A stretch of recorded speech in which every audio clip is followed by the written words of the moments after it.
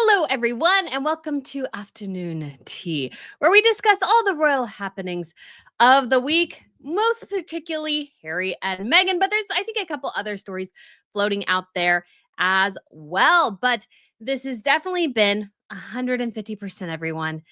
The last couple weeks have been the week of blunders for Harry and Meghan. They should rename themselves the Duke and Duchess of Blunder because the two of them cannot avoid stepping in it. And it's like, I mean, it's fascinating. How can you be so inept? How can their team be so inept? This whole Kardashian thing, oh my goodness. So much to go in there. So I guys hope you guys are having a super fantastic and amazing Friday. And we do have Carol who gifted one Royal News Network membership. Why, thank you so much, Carol. I really do appreciate it. And I'm sure somebody else in the chat will as well. And I hope you guys enjoyed the video, obviously, last night. And then my little mini, you could call it a meltdown or a like, oh my gosh, I can't believe we are actually doing this. It was crazy. So if you guys haven't seen that, of course, feel free to check that out. But like I said, we need to do sort of, again, a deep dive or a long explanation or exploration of what the heck is going on with this whole Kardashian picture debacle. Because, oh my gosh, can Harry and Meghan somehow turn what should be, yes, turn their own mistake into a worst mistake. Like, I feel like only the two of them can do that. How can you take something that was optically bad, that you knew optically was bad, and then somehow compound the problem and make it 10 times worse, ticking off the people you need in the future? I don't know. I have no idea. I am continually flummoxed. So if you guys are curious, if you haven't really been paying attention, so this all started on, what was it, Sunday night, I think it was, because the party was on Saturday night because I didn't see it because I went to bed earlier because I'm on the East Coast. I got up for the morning, went to church, heard that there was like something with Harry and Meghan, but didn't really check it out until later in the day. And then I saw the pictures of Harry and Meghan hanging out with obviously Kris Jenner, because everybody was sort of waiting, when are Harry and Meghan going to show up in the birthday pictures for Kris Jenner's 70th birthday party?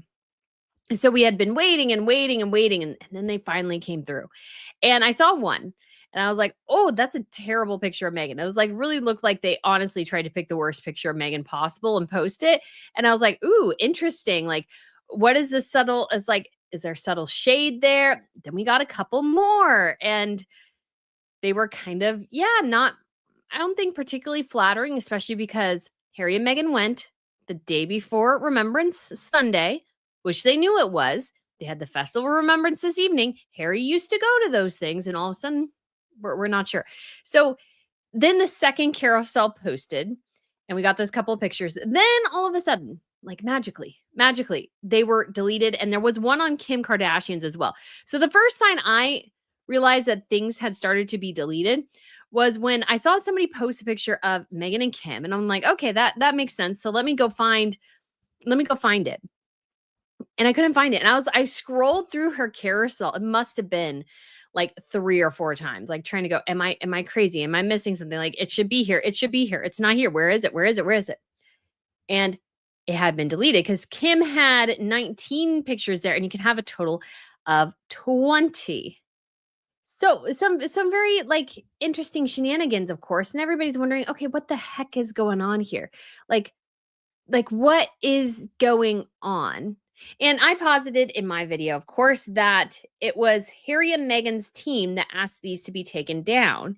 And that sort of has been confirmed through various media reports because it was the only thing that made sense. But in some weird ways, somehow the whole thing looks worse.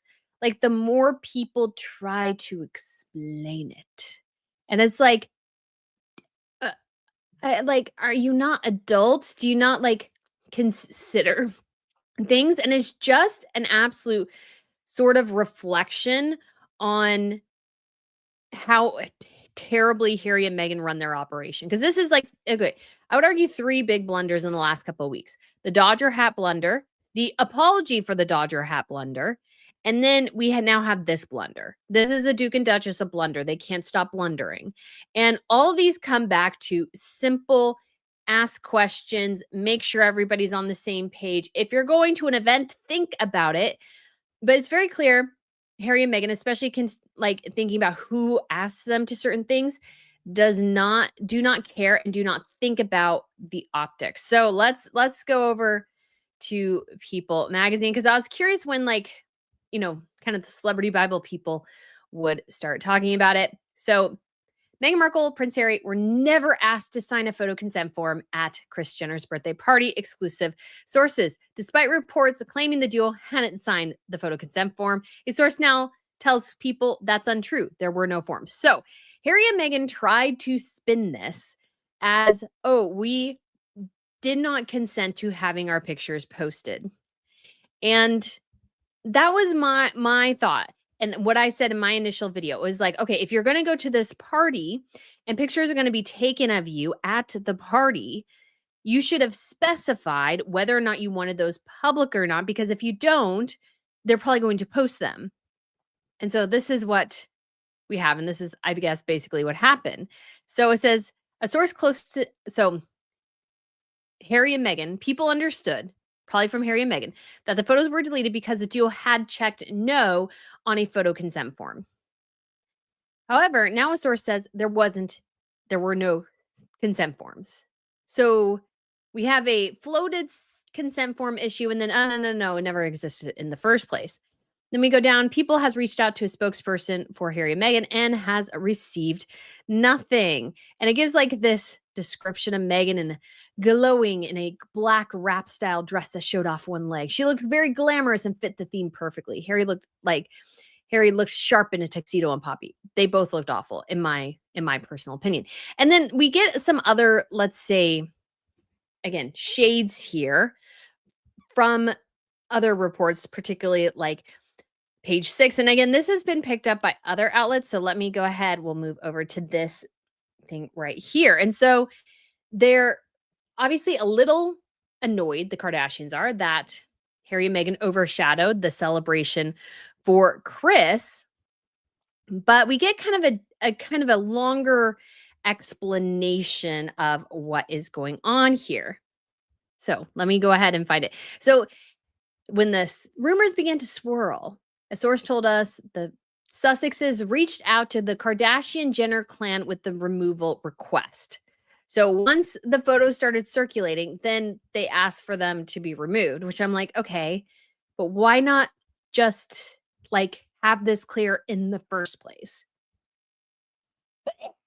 Excuse me. And so it says they don't want to tick off the royal family while they're trying to reconcile.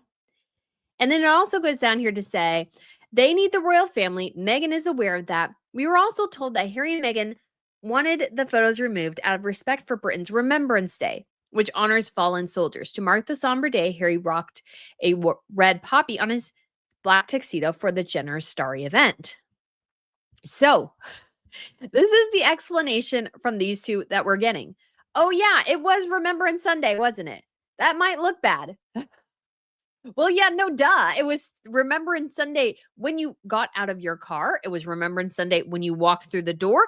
It was Remembrance Sunday when you were dancing and drinking and doing whatever the heck you were doing, playing with the fake, gambling money or what have you. It was there when you were interacting with the Kardashians, maybe trying to hit up Mark Zuckerberg or Bill Gates for money and these sorts of things, because the tap of dad is gone. So it was all that then. It was that when you walked out. But it was only when the pictures were posted by the Kardashians that you all of a sudden had an issue with it. It's like, you guys were doing just fine until the Kardashians posted it.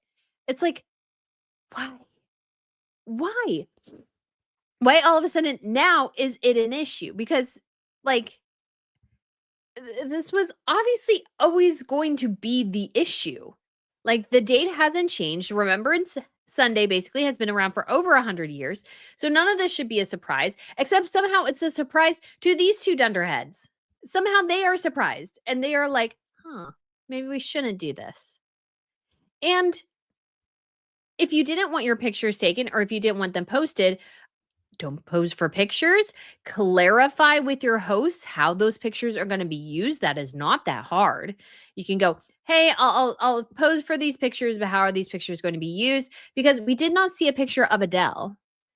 And so it's possible that Adele either didn't get pictures or said, I don't want my picture taken. I don't want it posted, what have you. Harry and Meghan, of course, did not do that. And then had buyer's remorse over something that has been on the calendar forever. It's a date in perpetuity, which is Remembrance Sunday. This is not like they posted it and somebody dies. It's not like they post it and then something bad happens in the UK or something like that. No, no, no. You always knew this date was there. And then it too comes down to, like, how rude to your hosts. They invite you to this party. You happily pose for pictures. There were other articles that said, I can't remember which one it was now, that Meghan Markle was happily posing for pictures.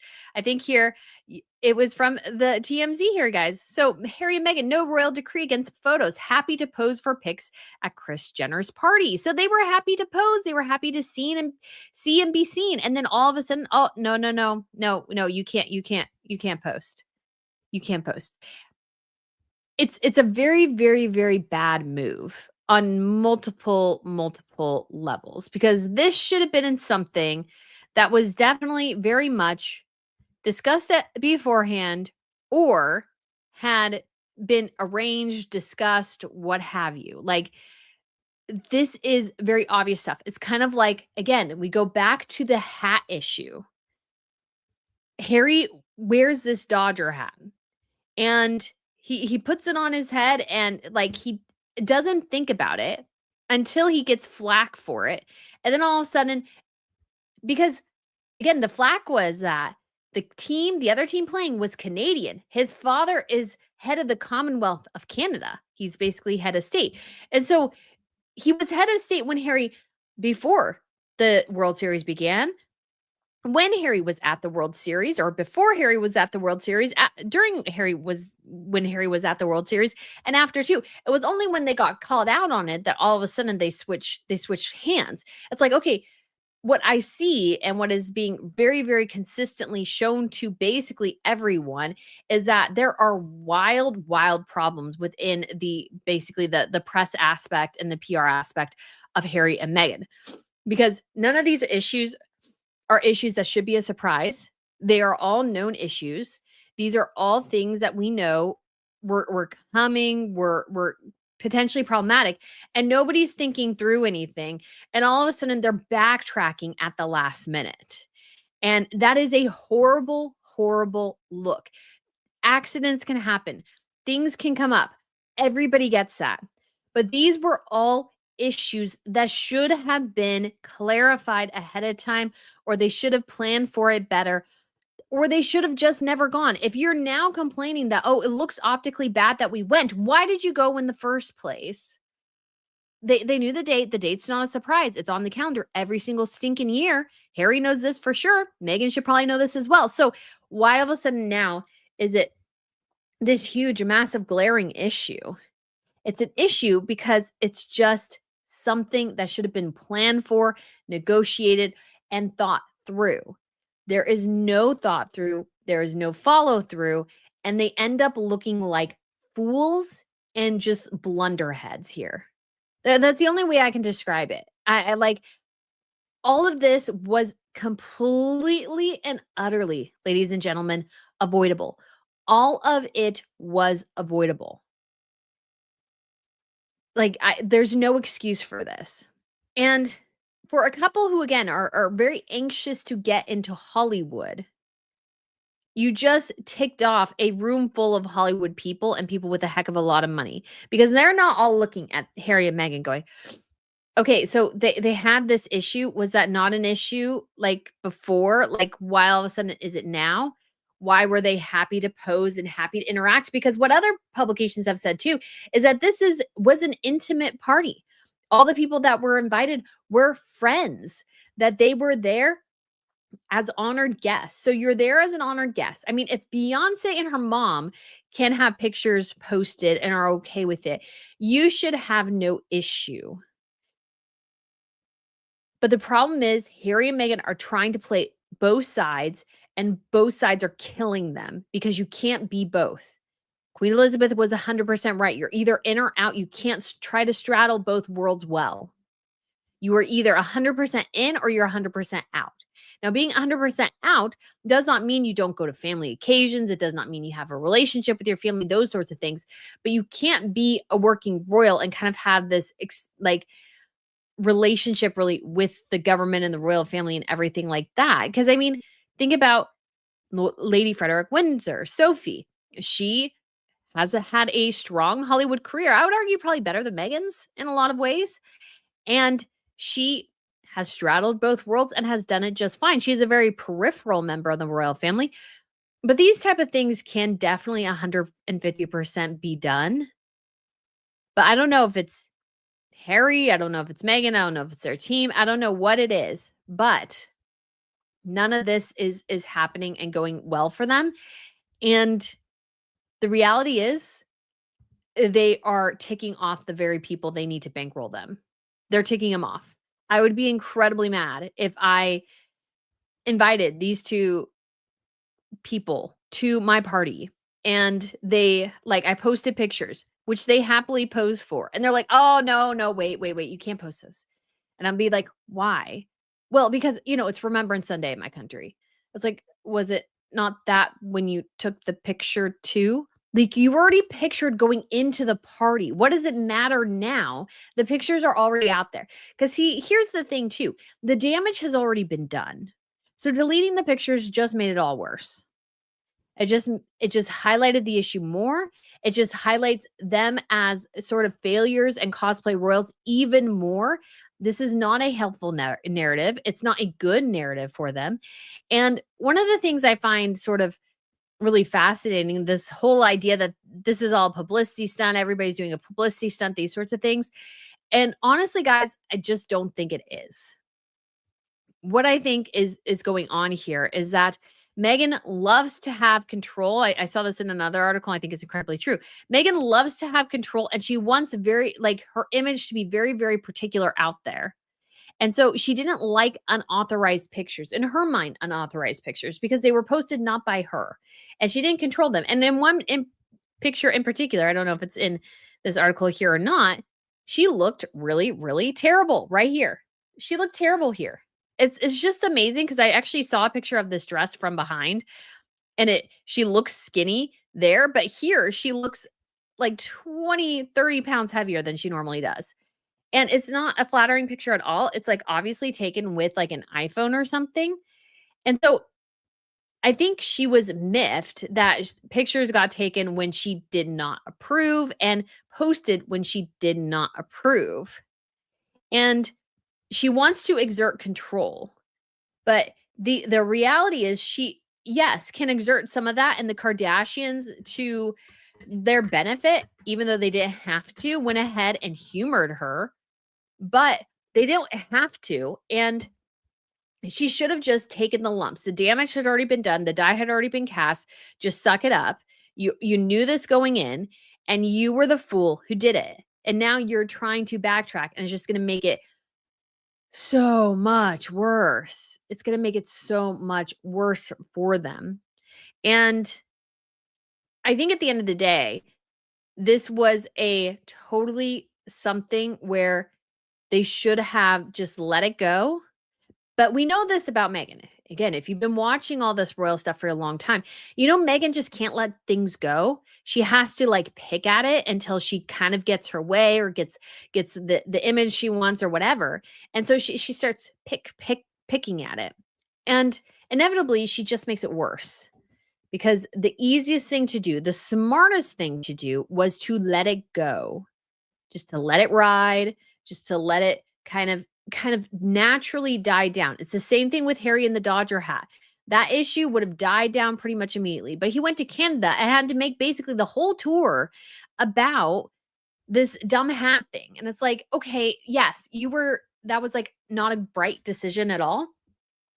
But at the same time, the damage has already been done. And you fake going around very purposely, very fake putting on a Blue Jays hat going, I basically I supported the Blue Jays, the last, 3 games, even though there were like 3 games before the game he went to, just made him look like a fool, to be quite honest. And they both do this in their effort, I think, to mitigate the damage. They always make the damage worse.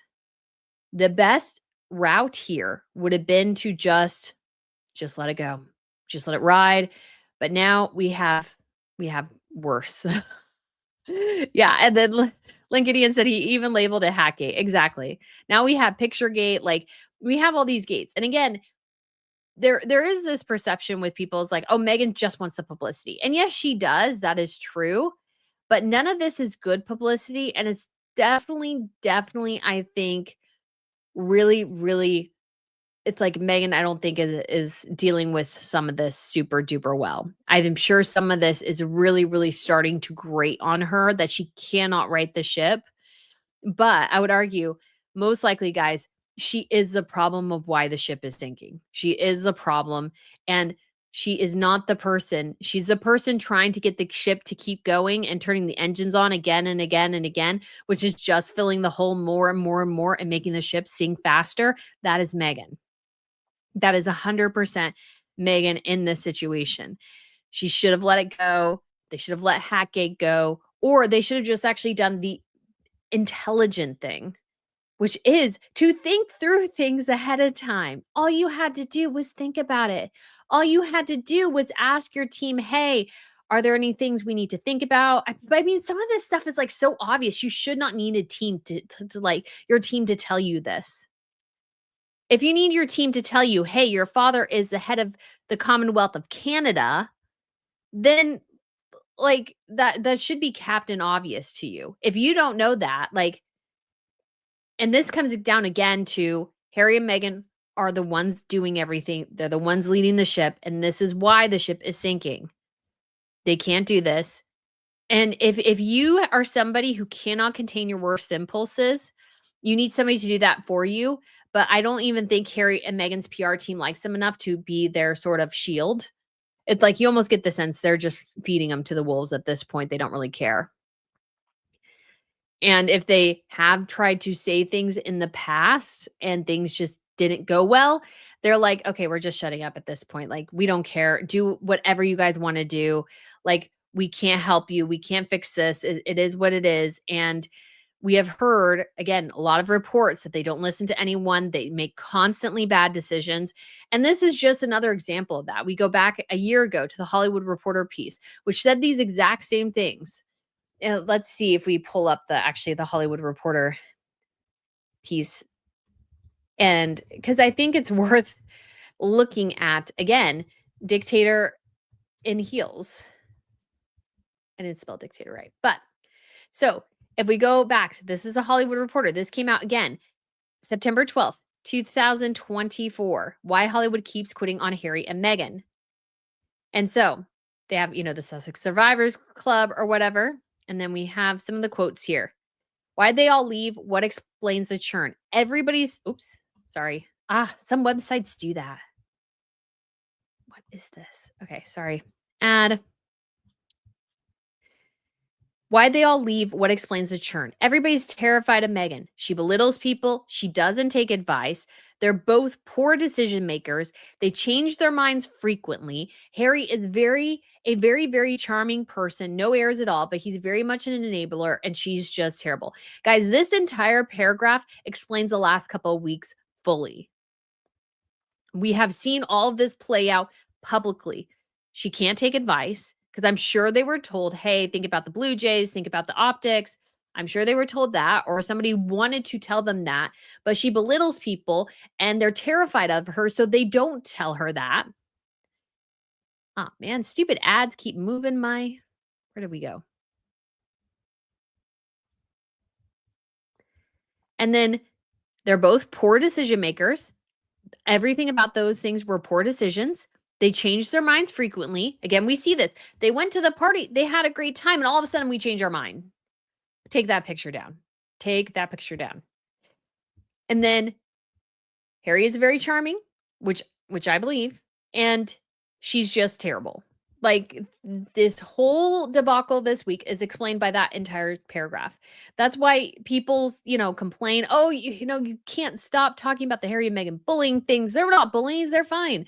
It's like, no, I've read that paragraph and we've seen this play out now so many, so many, so many times that you can almost set your clock by it. You can almost set your clock at Harry and Meghan will make a bad decision. They'll 100% make a really, really bad decision. And they just end up in an absolute disaster. And another idea we want to come to here in this whole story is something again I mentioned earlier, which is that Harry and Meghan want to play both sides here. They want to be cosplay royals and have that air of royalty, and yet they're also trying to play the Hollywood game. You can't really live in both worlds. You have to choose one or the other, and you have to be able to live with that choice. I think part of what really, really does hold them back in the industry, despite their, including their lack of talent, which of course is the biggest detractor of all for them, is that they're trying to again, they're trying to play the game, but they also want you to treat them like royalty. And I think that grates on people after a while. And royalty doesn't make up for a lack of talent. So if you don't have talent in the first place, then why are you going around trying to act like that title gives you something and then not doing the things that you need to do for Hollywood? Because if you go, you should have just gone.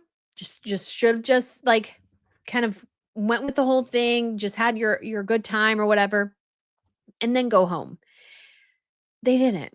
They didn't. They made it all worse. And this idea that, which I found really interesting, is that Meghan says they need the royal family, so they don't really want to take them off. But the thing is, what royal family is there for them to go back to, really? They have no future there. There is no role.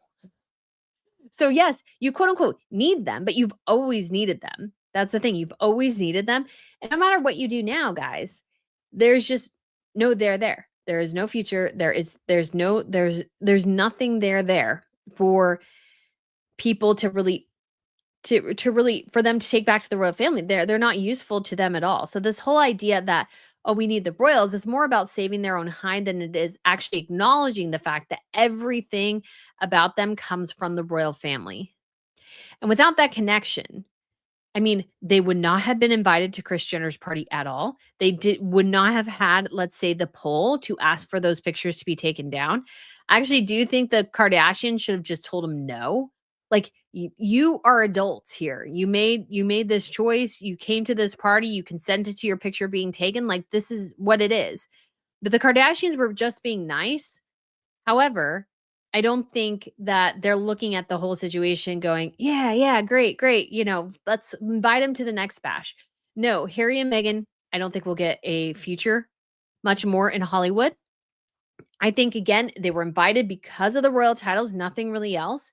And the thing for Hollywood, too, is there's some people who I'm sure this is true of. And I look at those people and I think, okay, you're a little crazy, but there's also not a lot of bright people in Hollywood, to be quite honest. And so I think they think sometimes that if they stick close to Harry and Meghan, somehow they'll have an inside track with the royal family. But we all know that's 100% not the case, that it will go and it will 150% change. Like, Hollywood is just kind of moving on.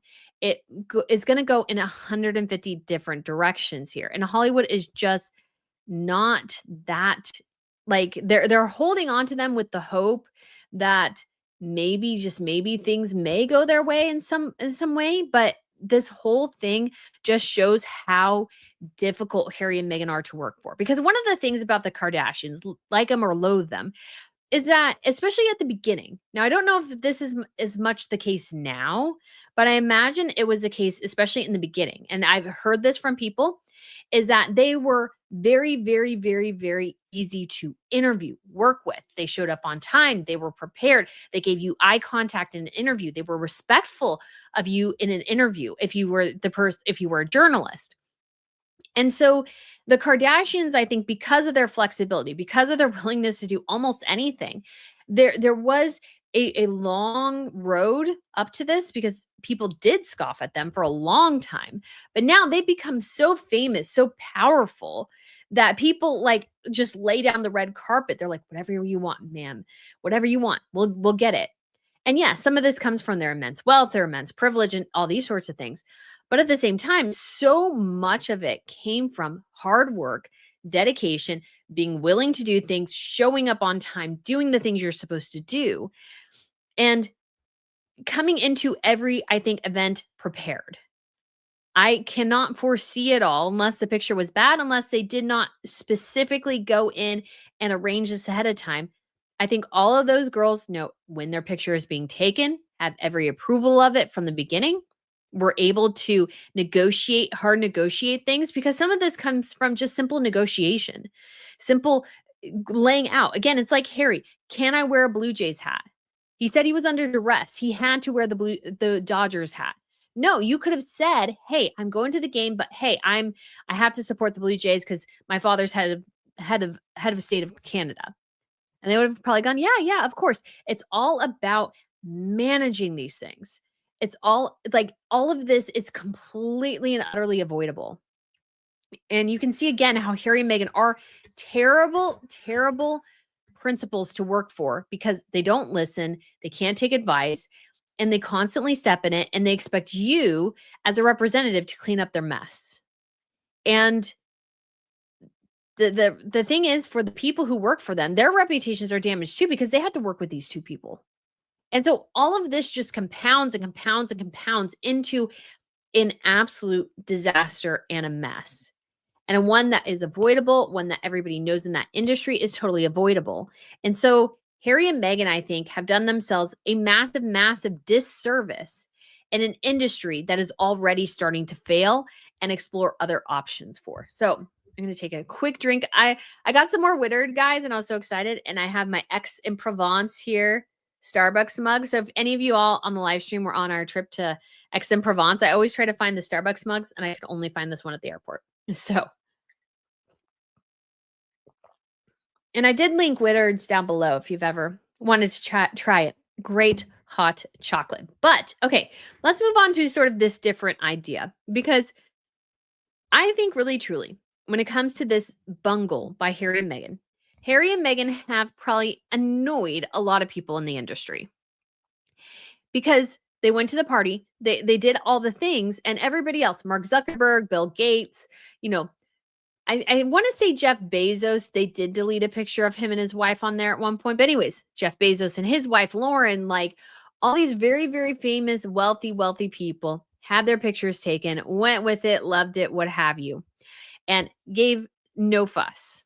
Harry and Meghan, of course, are like a couple hours after that post, and Meghan realizes how terrible she looks, grabs the phone, and they're immediately calling their people and going, please, please, please take those down, take those down. So Harry and Meghan are in an industry right now that is slowly collapsing. And it's very much self-inflicted damage. All of it is pretty much all self-inflicted. And Hollywood has overexpanded. They have underdelivered in many years. Like October was the worst year since like 1993, not adjusted for inflation.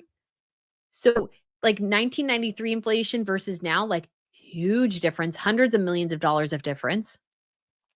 So you have this industry that can't get butts in seats, that has diversified to such an extent that they've basically marketed them out of anybody who doesn't live in Los Angeles, greater Los Angeles area, and New York City. So if you're not in those two parts, a lot of times, or those two sections of the country, a lot of times you don't connect with any of the people in their projects. I'm amazed sometimes at the storylines and everything because I watch and I go, who lives like this? But I'm like, they're writing these because they do know people who actually live that way. I remember I watched Based on a True Story, which I actually did kind of like. It was sort of an interesting take on like the obsession with true crime and then getting like, and then somehow connecting with an actual like serial murderer and like following him and stuff. It was actually kind of interesting, but some of the characters there and some of their like family relationships and stuff. And I'm like, what? They were all cheating and doing drugs and like all this sorts of stuff. And I'm like, who lives like that? I know people do. I'm probably like, again, very, I don't want to say sheltered because that's not it, but I don't run in those type of circles. So those circles probably exist everywhere in this country, but it's like very wealthy people and like mansions and stuff. Anyways, so I thought that was very weird. And I think Hollywood, because it's sort of actually kind of growing out of its shell and very much alienating a lot of the country. The storylines don't make sense. They constantly make fun of their political enemies, like these sorts of things. People are very much tuning out. And so you have the situation with Harry and Meghan in particular, where they have not been able to, I think, actually have a foothold in the entertainment industry. We know. Now, I don't know the exact viewing figures for With Love Megan. We won't know that until the beginning of next year for the season 2. They come out twice a year. Netflix is kind of what we watched list, and they do it twice a year, taking 6-month chunks.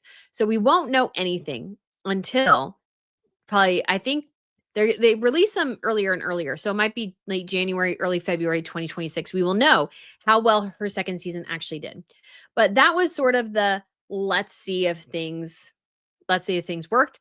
And they totally and completely tanked. Like we know they tanked because when I looked at the list, and I did a whole video on this, and I looked at every top 10 list in every country, With Love Megan season 2 did not make it into one top 10 list. And last time it made it into at least 26. And sometimes it was even in the second weekend or the second week of release, it still made it to number 10 in 2 countries. So that tells you sort of the catastrophic fall. And we know at least like half the audience departed pretty much. Like you can guess about half the audience was gone based on the numbers that they give you. So we know all these things about Meghan's show. And their other features, Hard and Invictus, was their biggest flop. And honestly, their best project, which is kind of sad, Polo flopped pretty hard. Live to Lead actually did better than I thought it did, but it would be also considered a flop. Now, the only thing they've had successful would be Harry and Meghan. So with Harry and Meghan being a great success, they do have that to sort of like bolster themselves. But as we all know, the success didn't come individually from Harry and Meghan as creatives in the entertainment industry. The success came from their connection to the royal family, ragging on the royal family, exposing the royal family. That's why people watched. They did not watch for Harry and Meghan themselves, but for the revelations they had about the royals. So we do have that sort of factoring into all of this here. And you have an industry that most likely will go into strike again next year. I'm not sure if it's going to be I think it's going to be a writer's strike again because we had producer strikes. I think we had an actor strike. We definitely had a writer's strike within the last couple of years, in addition to the shutdowns and these sorts of things, which had put off productions. And we've had, a lot of bad productions, a lot of bad quality material. And so Harry and Meghan going into this industry and not sort of showing their muster at this point was not going to play well in the long run. And they have a first look deal with Netflix, which Meghan constantly tries to like kind of like bolster and go, "Ah, it's good. It's good. You got to see it's going to be amazing." Like, there it gives us flexibility. Yeah, sure, Megan, it gives you flexibility, but it also gives Netflix a lot of flexibility because Netflix, I think, it's definitely 100% the streaming giant that won. They won the streaming wars for sure. A lot of people thought maybe Disney would displace them, but Disney fumbled. They're merging with Hulu now. So actually, believe it or not, Hulu will become Disney Plus, which I feel like is kind of not really a super big fan of that idea. But anyways, they will merge together and become one. And so you have one less streamer, but like everything together, all this together means that Harry and Meghan really, really fumbled the ball here. And Netflix is very much, I think, kind of designing other shows, other properties to be its big spearhead in the future. And it's definitely not Harry and Meghan. It was interesting because we did have Harry and Meghan Markle's As Ever stuff on like a Netflix sort of wish list guide thing, which I thought was fascinating because like you couldn't even buy it from them. I should show it to you guys now that I'm thinking about it because I thought it was so weird because it's like, okay, so I could technically buy Meghan Markle's like stuff from Netflix, but at the same time, I couldn't really. And so it was just like really, really strange. And I thought, okay, so what is Netflix doing? Because obviously it does have a connection with Meghan Markle. It did actually work to help her sort of start everything. But again, it's not really what they're truly focused on. And now I can't find the article, guys, but the it was from Netflix, and it was basically like showing items that you could buy from Netflix with a percentage off, but yet you couldn't get anything off of the Megan stuff. So Netflix is, yes, they're connected here. They have a connection. They are like somewhat hanging around, but I would honestly bet you 100 like I say a lot of 150%, but I would bet you guys that there is absolutely no Venn diagram where Netflix is counting on any of this slop to actually help it make money. Like they're not focused on any of this. They are not engaged in this whole idea that it's going to be sort of a big success here. I don't think it is. And Netflix is focusing on other things at this point. Sorry, I realized I didn't actually show you. So yeah, this was when Megan launched the set, and they are not those selling it on their website at all, which I find very, very strange. And it was annoying because it's like they said, oh, you could get a percentage off if you used to dumb 20, but you couldn't use it on Meghan Markle's site. So it's like, why is her stuff even there? It was like very, very poorly done. But Netflix is sort of stuck because they've tied themselves to her in a way, and she is going to milk that connection for all it's worth till the end of time, until it's been so severely severed, like there is no future. But Netflix, I think, is looking in a very different direction. And although they will, of course, keep Harry and Meghan sort of in the periphery, they are not interested, I think, in actually pursuing further relationships. Because what I found super interesting this week as well, I don't know if you guys noticed this or not, Meghan Markle did post it on her Instagram, but actually, when it comes to their latest documentary going up, Netflix guys didn't even like there is no actual bit on this trailer here that actually shows Harry and Meghan as being part of it at all. So if we come over here to Netflix, and there it doesn't say anywhere on here. So it says Netflix documentary, and they do have directed by and this, but there is nothing here that all that says Prince Harry and Meghan Markle or the Duke and Duchess of Sussex. Literally nothing at all about Harry and Meghan. It's not even down here in the description as well. And so nobody knows. Nobody knows unless you sort of know what's going on. Nobody has any idea Meghan Markle has a connection and Harry have a connection to any of this. Oh, I'm not showing it, guys. I'm so sorry. I'm so sorry. So here's the trailer. So, like I said, we have the title here. We have the sharing of kind of who the director is right there. And then we have, another little bit, a Netflix documentary. Again, none of this here at all says anything about Meghan and Harry. They know, Netflix knows, I think, at this point that Harry and Meghan cannot sell things. They know that. They have to know that because if Meghan and Harry were a big reason why you should watch this documentary, they would say so. They would say so. If it was a good reason why to watch this documentary, they would absolutely say something like that. And so we do have, though, interesting as well, is that after the whole photo debacle thing, Harry and Meghan go, oh yeah, we also donated $50,000 to this project, the Mikasa Kids via Archwell, or so to Mikasa Kids Africana via GoFundMe, which I find to be very strange because it's like GoFundMe, they take a cut of what people are raising because that's like the reason you can be on there and stuff is that they take, I think, if I remember correctly, they take a cut of whatever is raised. So that just doesn't seem very, very smart. But the whole notion we want to get back to today is that when it comes to the couple and when it comes to the Hollywood, when it comes to the entertainment industry, Harry and Meghan are there in case things go south, in case there's more royal drama. But Netflix is really looking to other properties, other shows, and they're going to be putting their money instead of wasting $100 million on Harry and Meghan. There are like a massive quantity of other shows that Netflix is 100% backing.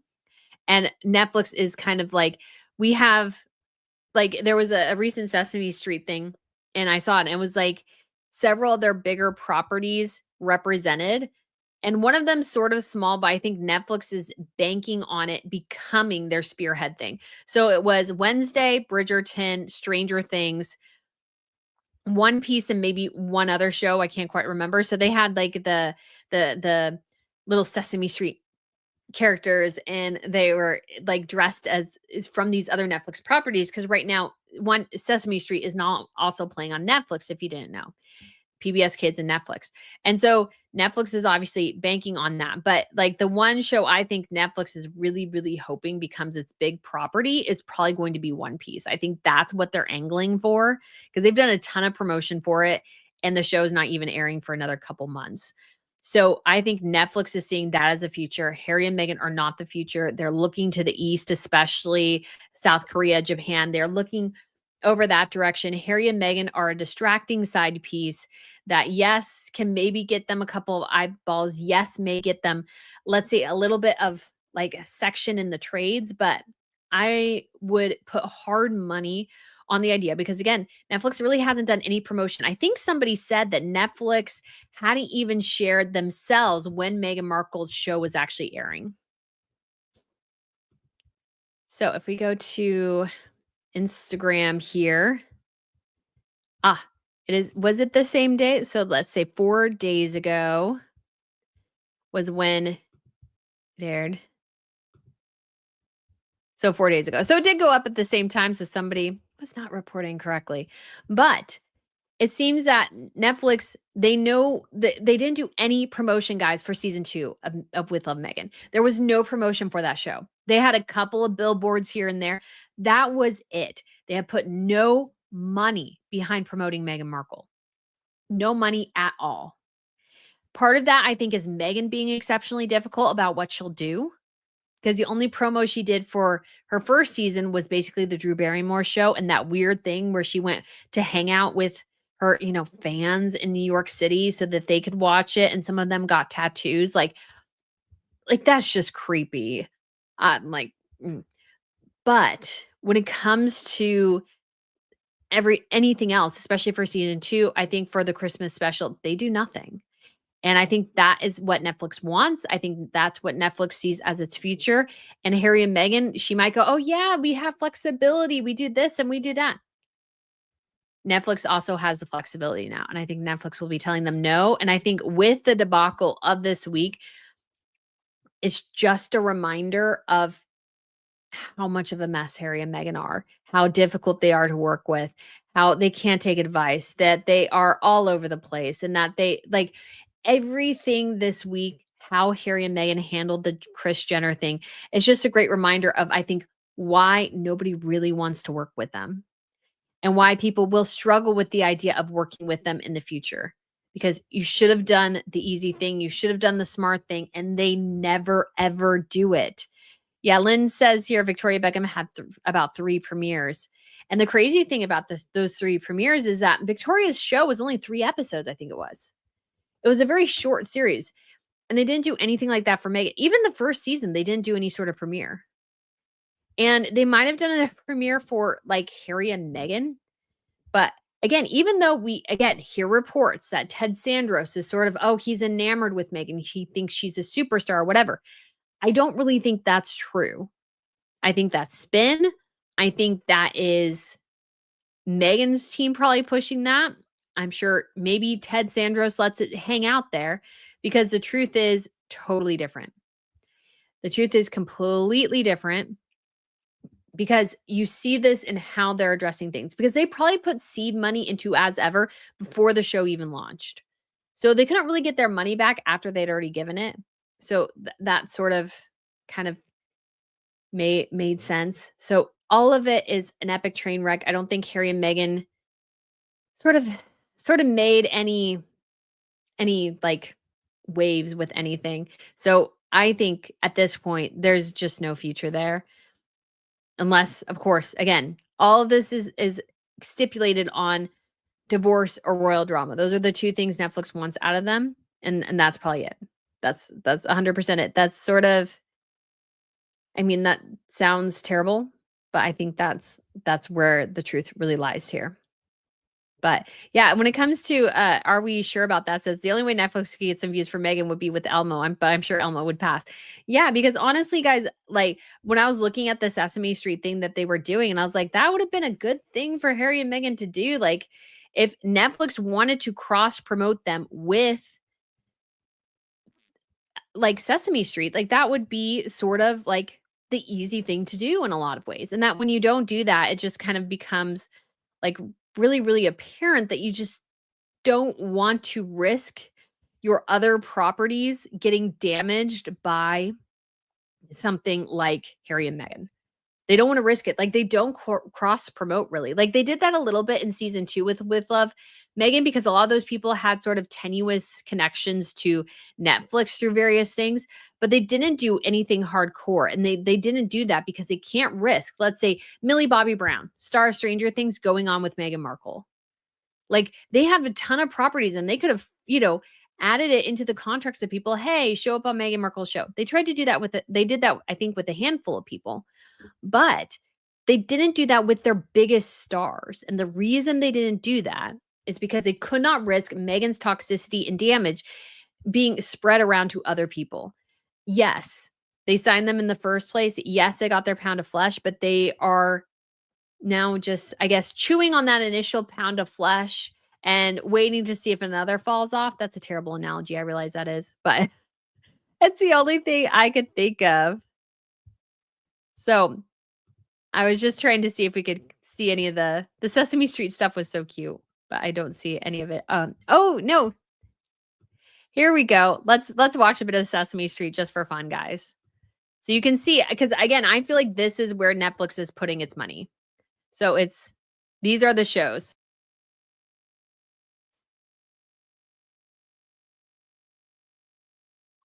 Please. Here we go. Let's try one a bit more piratey. Elmo is the king of the pirates, and Elmo's so happy to meet you. It's so cute. It's so cute. I love like it's so adorable. It's so adorable. But yeah. Ready? And then so this is one piece of the Rover new Squid Game audition. Oh, that's another one. Let's see. They don't have much Jump more for rope, Squid Game. hide and seek. Wish I could. Red light, green light. Rover, what are you doing? Oh, I am deciding what game to play with the squid. I hope you do not mind. I brought my own squid. You can be on my team. Oh, it's so cute. So Sesame Street's so cute, but I just thought that was really interesting how they pulled in the titles that to them are important. But Harry and Meghan, they could cross promote them with anything. They haven't done that yet. And cross promoting is so huge, they haven't done it. Yeah, to be Meredith Maines must be absolutely terrible. There's a reason why people leave so quickly from them. And it's just, that's just how it's going to be. And so Harry and Meghan,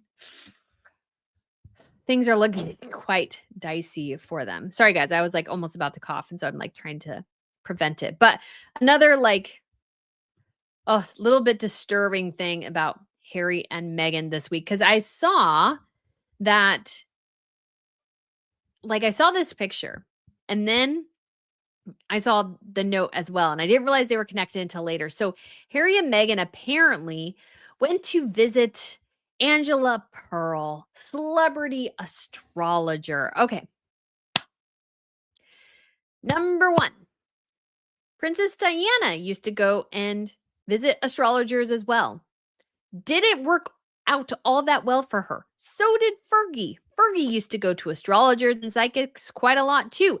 Was it ever helpful? The answer is no. Their answer is absolutely no. I think it's weird. I think it's creepy. I'm not a fan of it at all. Oh, and so Harry and Meghan, they went to visit Angela, apparently. Now, there's a couple of funny thoughts here I had. Number one is okay, so they're willing to be pictured with a psychic, but not with Kim Kardashian. Like, really? You want to be pictured and photographed with a psychic? I'm sorry. So, or astrologer or whatever. I am not a fan of astrology. I think it's all hokum. I am not going to, let's say, minimize that. So I'm sorry if I offend anybody, but at the same time, it's I think it's all hokum. And so she shares this picture. And the first thing I thought is that's Meghan's freaking Chanel dress. And the optical illusion here, guys, she looks massive. She looks massive in this. And it's just shocking to me again. Like, you wear something, like she needed to try to maybe put a belt on it. A belt might have helped.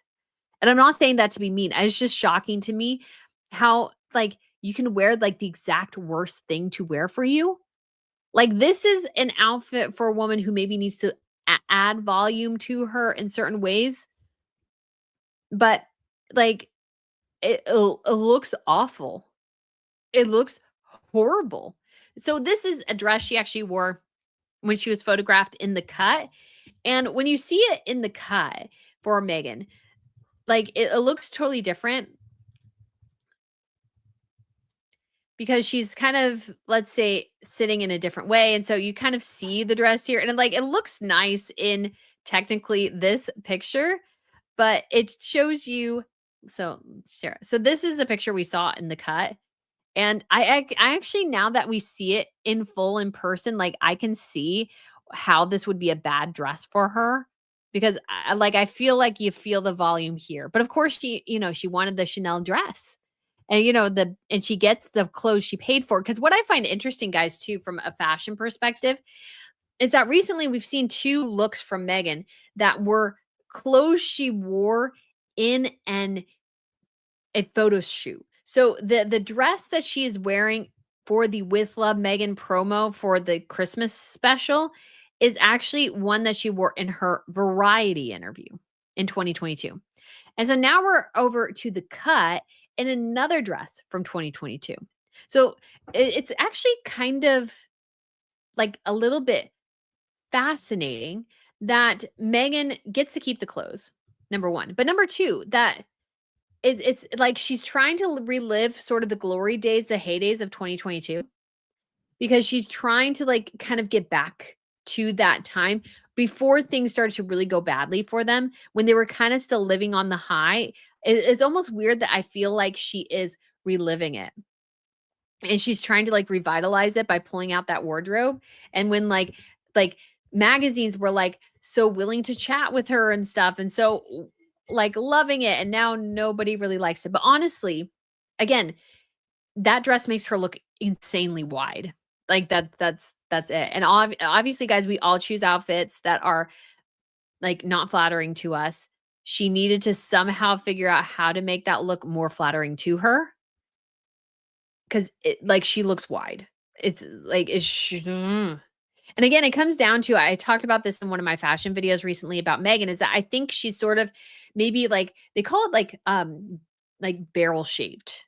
She has sort of a wider rib cage, sort of wider arms, or and shoulder set and stuff like that. And so you have to be able to, when you have that sort of frame, wearing certain things, I think can in some people would look just fine, but because she has no hourglass shape, she has no waist, some of this stuff just looks insanely wide on her. I'm shocked how bad that looked. When I saw that picture, I was like, oh my gosh, seriously? And this is the second dress recently that she looks crazy bad in. So, and this is where it gets really interesting. So again, remember, Harry's mom, who love her, loathe her, most people love Diana. I mean, spent probably a lot of time, too much time leaning on psychics and astrologers for assistance.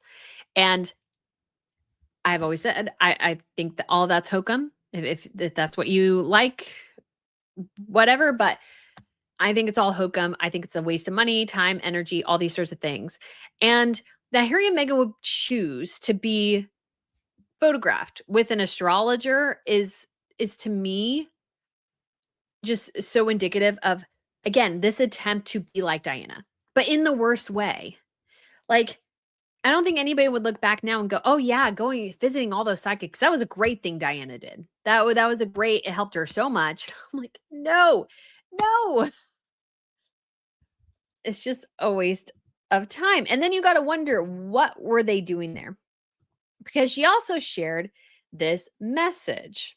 It says, "Dear Angela, we wanted to thank you for joining us. Da da da da da. We don't know what this says. Your energy and insight were a welcome addition." So, what this tells me is that she wasn't invited there as, let's say, she was like a guest to somebody or something like that. She was there probably to give some sort of reading to them. That they're focused on astrology. The woman you remember who, very much after she converted allegedly to the Church of England and was baptized in the waters of the Jordan, by the way, which is considered very much an honor to be baptized in the same river as Jesus. I mean, she didn't go down there, but she had water from there for her baptism into the Church of England. And now she's hanging out with an astrologer with her husband. And because what really bugged me about Meghan at the time is that she wore this cross bracelet right after her baptism, as if to go, "Look, I got baptized. I'm a Christian now." Like, she was always kind of Christian, but like, she's been Catholic. She's been, I think, maybe a bit Jewish because her previous husband was. She went to the Church of England. Now we're visiting psychics. She is, in a spiritual sense, very much, very, very much not like, to me, it's sort of offensive that she wore the bracelet, kind of proclaiming her faith, and then goes to see an astrologer. You can't do both of those things and call yourself a Christian. Now, obviously, we're all hypocrites in many different ways, but again, I just have such issues with that. And so then we have this whole blackout section. And I can't help but think that in here is written things about something that she saw about Diana, that they heard from Diana, that they heard from his grandmother, and these sorts of things. And so this whole message, this whole meeting, whatever it happened to be about, is that, like, they were trying to get a reading on something. Again, saying your energy and insight is very much, again, that they got a reading of some sort. You sound a reading, you got a reading of some sort, and that's what you're basing all this on, which is, like, again, hokum. So and then on a separate note, they end it, "We hope your family in Ukraine remains safe, and we look forward to staying in touch, especially as we look to visit Australia again." Okay, that's where somebody said Australia. It's like, why would you guys visit Australia? You have no reason to go to Australia. You don't do anything. Like, they still think they're royals is ridiculous. But I just look at all this and I just think to myself, again, your mother, you're like constantly trying to capture this magic of his mother and trying to emulate her in, again, the worst way possible. "Oh, let's go to a psychic and get a reading, or astrologer and get a reading. Oh, that will help us." It's like, was it ever really all that helpful to his mother? No, no. I think she made probably bad decisions based on the advice of psychics and astrologers. I 100% believe that. So I just like, and I would just so love to know what is in this section here. I would love to know what they talked about, what the purpose of this was, and what the meaning of it was. But it's like, okay, so this woman can post a personal correspondence, which she probably shouldn't have posted. But again, they go and they make the Kardashians take down pictures. It makes it look all the worse, I think. It's sort of a disaster. And it again reminds all of us that, they have like the personal correspondence. What else would it be?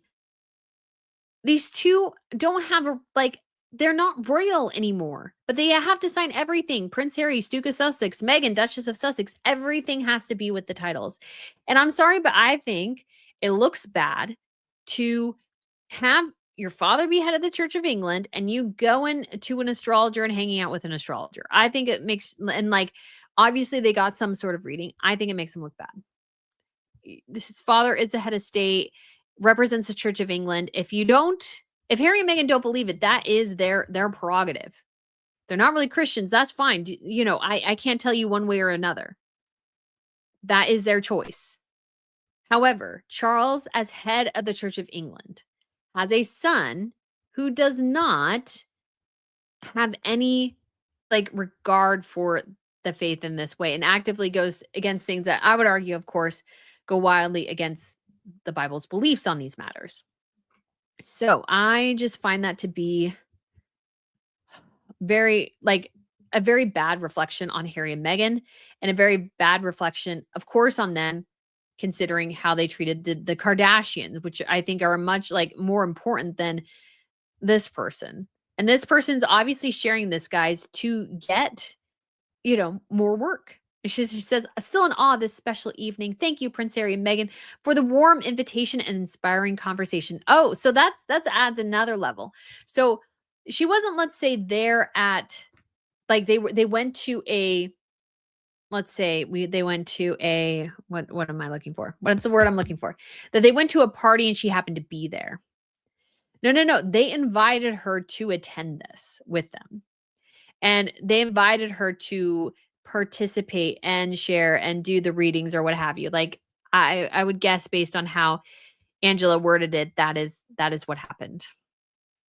So yeah, it's just, I find it all very sad, very pathetic, very, very just absolutely ridiculous. And Meghan should, it may be Chanel Meghan, but the Chanel there does you literally no favors at all.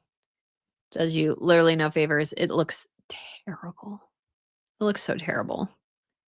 And you have enough money. Again, all of us don't have enough money to make sure that things are, like, to have things tailored and make sure we choose the best outfits and these sorts of things and get the best styling and stuff. She has money to burn to help her look better than this. Oh gosh, that is definitely my thought there for sure. But yes, it's just absolutely pathetic. Not surprised at all, but at the same time, yes, it is a way, of course, to try to connect with his mom. And also, the other thing that's really important to mention too is that when it comes to Harry, what he has done in a lot of interviews is basically tell the world that his mother forgives him, his grandmother forgives them, they're living through him, they're talking to him like they would approve of him, these sorts of things. He uses the voices of people who have passed, people who cannot speak for themselves, and speaks on their behalf to justify his actions. And I find that to be an absolutely deplorable thing to do, and it's not really healthy to him either. He has to deal with reality because they can't talk back. His grandmother, his mother cannot talk back to him. So they can't tell him, no, you're doing the wrong thing. No, they're just there to justify him all the time. That's how he uses them. He uses them to justify himself. And so because of that, he doesn't want to hear people who are living who can tell him, hey, you've messed up. Hey, you've done the wrong thing. Hey, you've done this. He doesn't want people to hold him to account. He's wanting the dead to do that. The dead can't do that. The dead are no longer here. They can't speak. They can't give advice or reactions or whatever. They're not here to do these things. They are basically puppets to him that can do whatever he wants, justify whatever he wants, because he has really, like, nothing else. And so he avoids people who hold him to account for things by running to a psychic, running to an astrologer to tell him things from his, mom and grandma and grandpa and everything, so that he feels justified in what he's doing. And I find that to be quite sick because his mother cannot speak. I don't think she would approve of his life. I don't really know for sure, but I think there's a lot of things that Diana would be very, very upset about. I don't think she would approve of a lot of things, but he can, in his mind, always say, Mommy approves. Mommy approves, Mommy approves. But does she really? No. And in some ways, does it matter? Because your mom's not here. Live for her, of course, remember her, but don't use her as a shield to justify your actions and justify treating your father poorly. Your mother wouldn't have liked that either. I firmly believe Diana would not have been a fan of how Harry has treated his father. So, that is definitely a little bit of a disturbing story there for sure. But on to, let's say, a bit of a happier note here. We do have a very happy, you could say, birthday boy today because it is His Majesty's birthday. So happy birthday to King Charles. We do have a new picture of him from Country Life. He's on the Sandringham estate. He is 77 years old today. Now, what's actually sort of interesting here to compare him to one of his continental counterparts, who is now the longest reigning monarch in Europe, which is King Carl Gustaf of Sweden. King Carl Gustaf of Sweden has reigned for over 50 years now. He celebrated his Golden Jubilee in 2023. And he is going to be 80 next year. So he is currently 79. So there's only 2 years difference between them. Carl Gustaf's 2 years older. Yeah, he has reigned for 52 years. And Charles has reigned for only 3 years. Isn't that crazy to think about? Now, the case with Carl Gustaf is quite tragic because his father was supposed to be king before him, but his father died in a plane accident, if I remember correctly. And so it actually went from grandfather to grandson in Sweden. So that was sort of an unfortunate thing, an unfortunate loss, of course. But a very happy birthday to His Majesty, of course. And we do also have, he got a little birthday cake as well. Happy birthday, Your Majesty.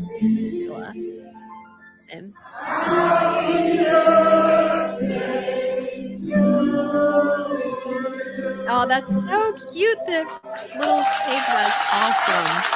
And actually, guys, interesting note that happy birthday used to actually be copyrighted. So that's why people didn't use it in TV shows, because happy birthday, singing happy birthday was actually something that they could copyright strike for you. It has entered public domain, so now they can use it on television shows.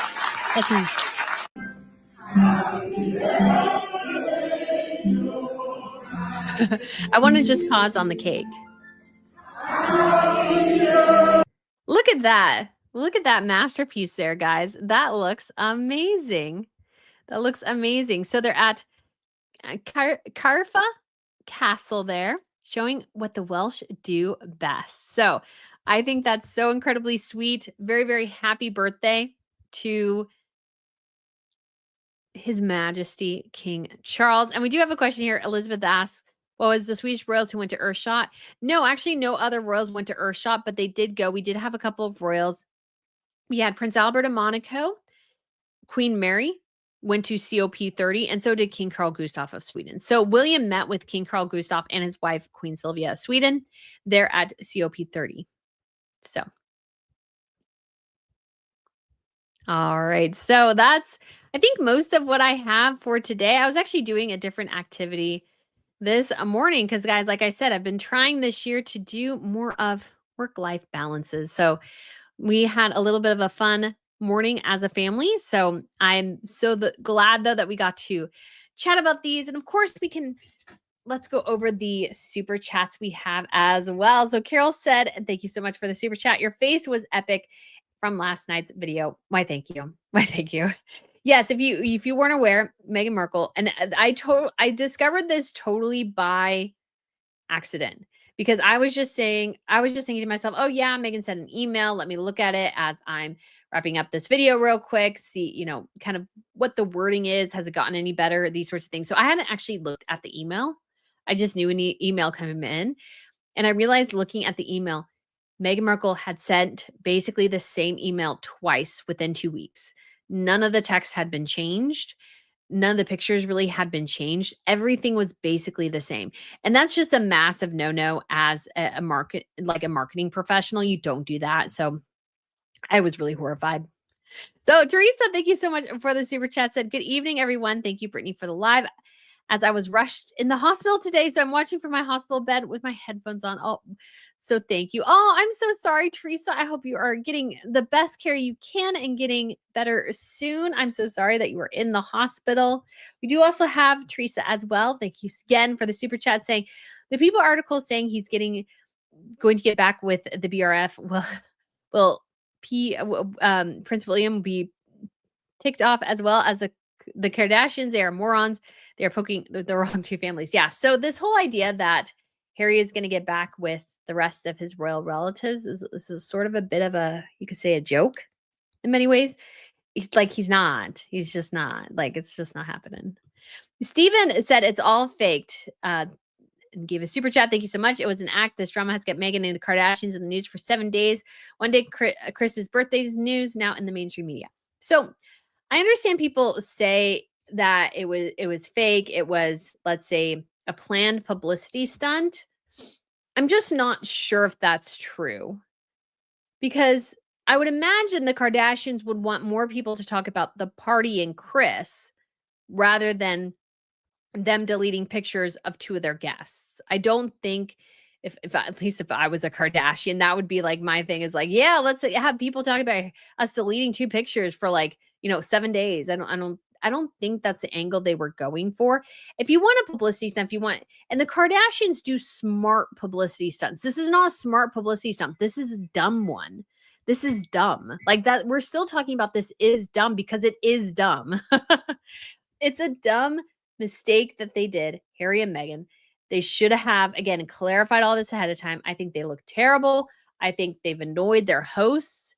I think it was a massive, massive mistake. One, again, that could have blown over. I think Harry and Meghan wanted the pictures. The Kardashians were nice enough to do it. And yeah, maybe they've enjoyed a little bit of people, checking out their pictures quite a bit. But if you're going to run a smart publicity stunt, this is not the way to do it. This is not the way to, there's better ways to get freaking attention than this. There's a lot of better ways. All right. And we do also have a Tropical Voyager. Thank you so much for the super chat. I think the Kardashians are using Harry and Meghan as possible tools for the future, possible pawns in a mild hype through controversy, friction, cringe drama. I really don't think so. The Kardashians, again, they have so much more going for them. I didn't mean to actually follow Kris Jenner, but I ended up following her on Instagram as I was going through this stuff. I'm not sure why. But guys, these people have so much going for them. We have Kylie's line here, Kylie's fashion line. Khloe has stuff now. She has protein popcorn. I don't know what they're doing. Oh, these are quite the outfits. Okay. And so they have, Skims stuff. All this stuff makes some money. This is where they want the focus to be quite honest. And obviously they wish Travis Barker a happy birthday. And then they have their Kardashian closet.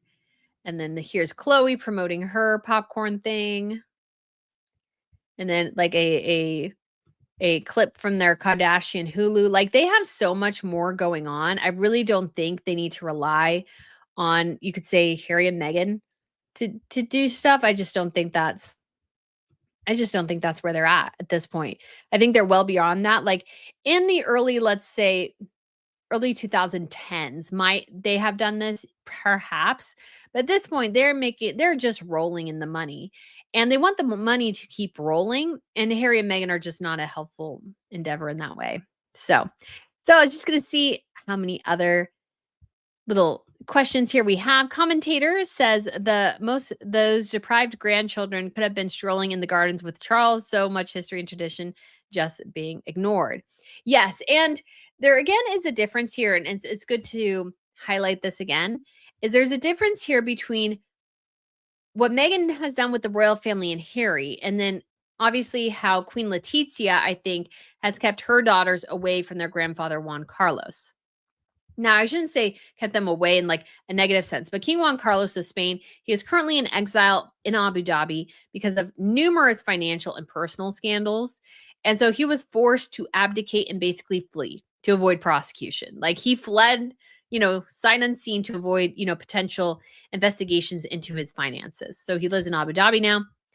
And when it comes to the girls, Leonor and Sophia, the king and queen, the current king and queen, Felipe and Letizia, have kept their daughters, I think, in large part away from Juan Carlos. Juan Carlos has complained about this, but Juan Carlos is a kind of nefarious actor. I don't think they want their girls influenced by him at all. And I say, more power to you. Like, that is smart. Like, don't let the girls be influenced by Juan Carlos, because if Felipe, let's say, had been more influenced by his dad and these sorts of things, there would be no more monarchy in Spain. So I think it's important to show the distinction. Charles, I think, is a loving grandfather. Yes, he's very busy. I'm sure he has his peculiarities, but he's loving and gracious and would love to see his grandchildren. Harry and Meghan actively keep them away, and I think that's terrible.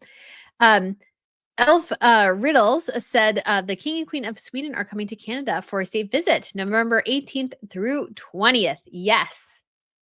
Yes, that is awesome. I almost went, and then obviously life got in the way. That's like, yeah, I know. I don't think I could do that.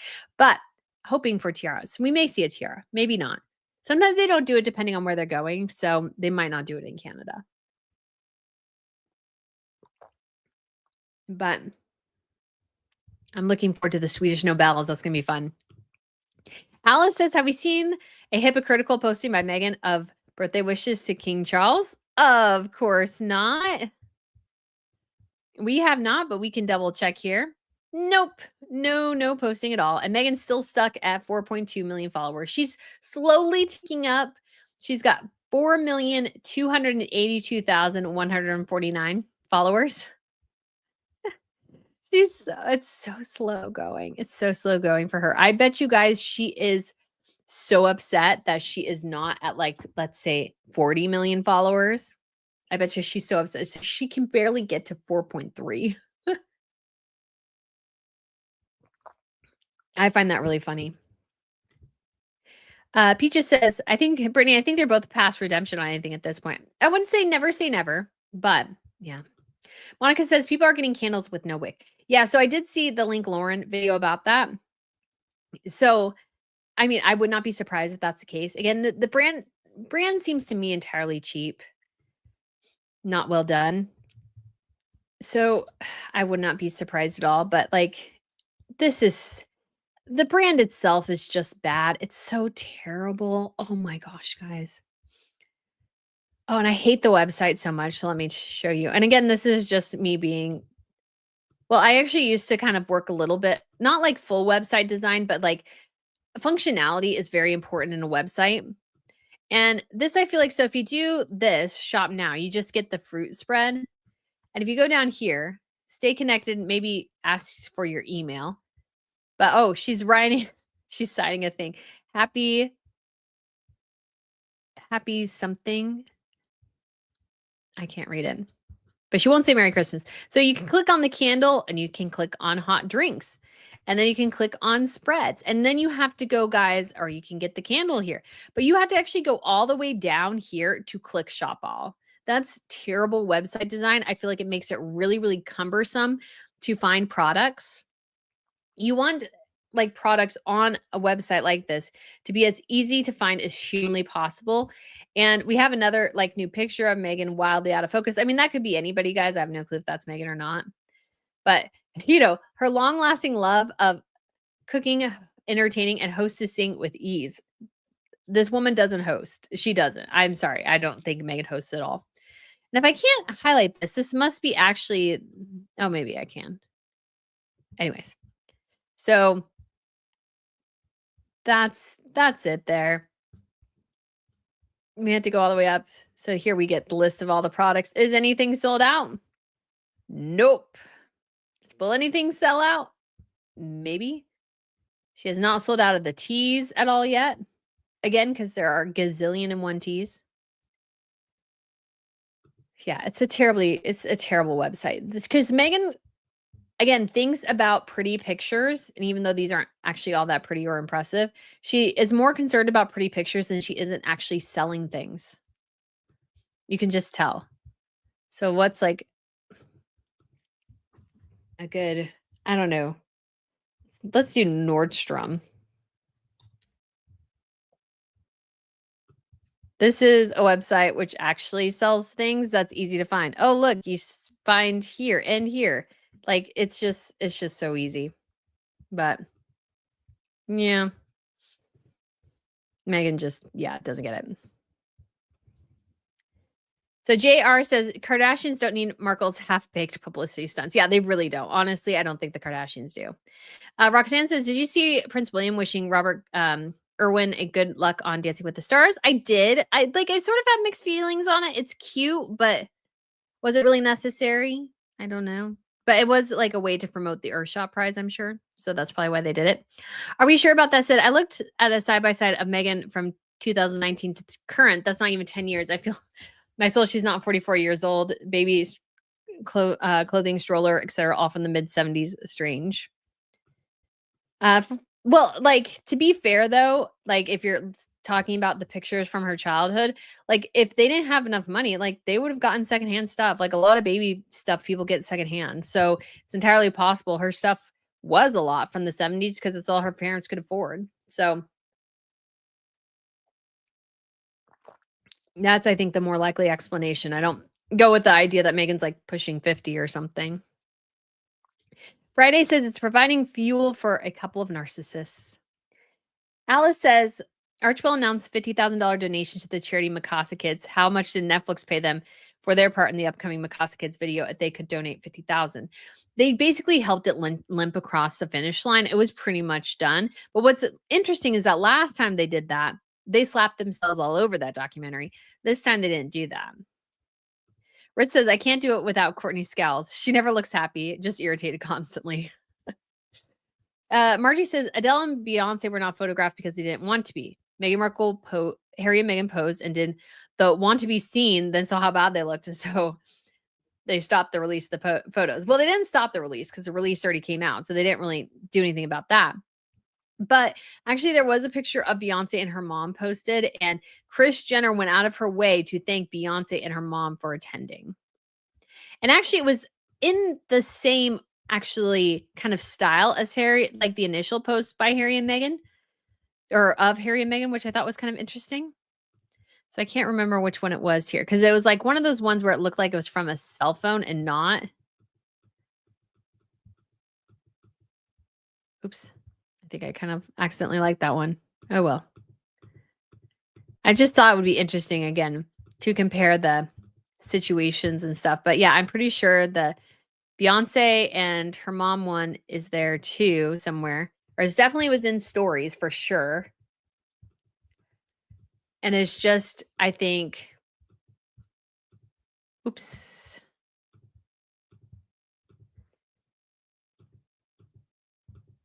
There we go. So it's in the last kind of photo spread here for Meghan, or sorry, for Kris. And it was a similar vein to the first one of Harry and Meghan. And she even, again, thanked them both in stories for attending. So anyways, Nick says if Markle was left alone with Markle by the end of the day, Markle would be jealous of Markle and fallen out with her. Yes.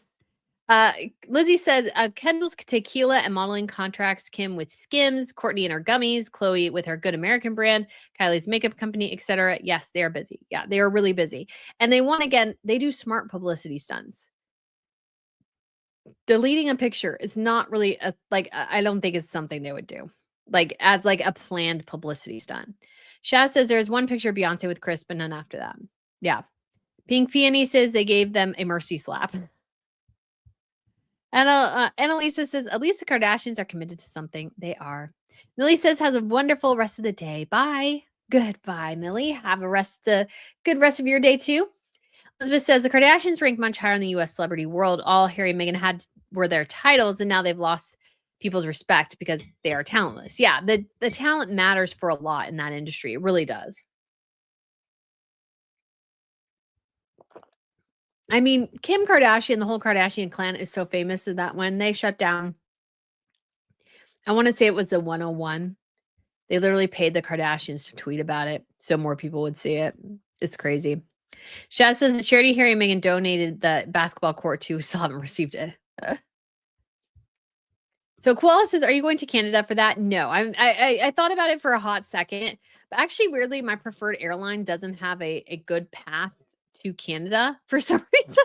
I feel like it's easier to get a flight to the UK than it is to get a flight to like Ottawa. So yeah, I did decide no. I did think about it though, because I get the emails from the Swedish court and stuff like that. So Ritz says, I call Infanta Sofia the flower child. She dresses so relaxed all the time and does her thing with little fuss, but loves her sister. Yeah, it's really cute. Gaga North of the 49th, 62 says, anyone else notice Harry staring at Kris Jenner's chest? Yeah, he was definitely staring at her chest. Stephen Magnus says, what tiara will Catherine wear to the German state dinner? Oh, that's a great question. So I don't know. But guys, I am angling for a